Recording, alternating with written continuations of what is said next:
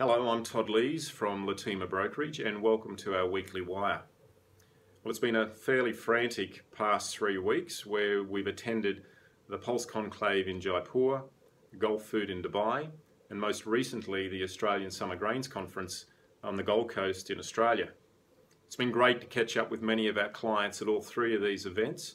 It was also good to have the opportunity to talk to some of our industry's preeminent experts and to hear what they've had to say about some of the more topical issues of the day. On the Summer Grains Conference, the focus is generally on those summer crops grown in Australia, which are very close to harvest period right now, being corn and sorghum and sunflowers.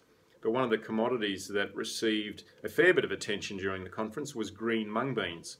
I'm sure many of you are aware that Australian mung beans have a good reputation for quality on the international scene, and for that reason they receive a premium price on the global market.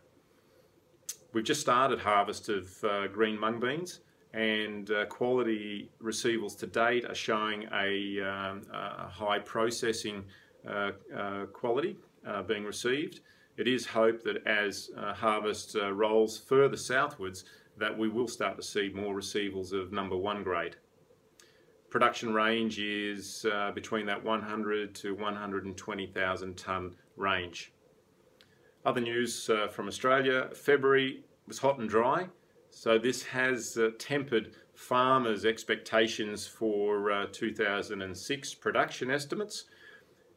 In most areas, most growing areas of Australia, we still need a good drop of rain before we can even think about our planting program, our winter planting program, which commences late April, early May.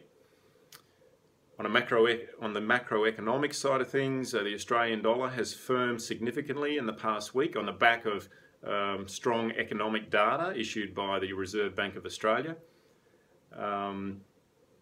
What we're seeing is farmers have not changed their price ideas as to what they believe is fair value for their commodity. So an appreciating dollar means that there's less money to offer, but the farmer hasn't changed his price idea as to what he thinks is fair and proper value. So it's been difficult to procure grain from farmers, and this is reflected in the still very firm prices that we are seeing for most grains and pulses in Australia.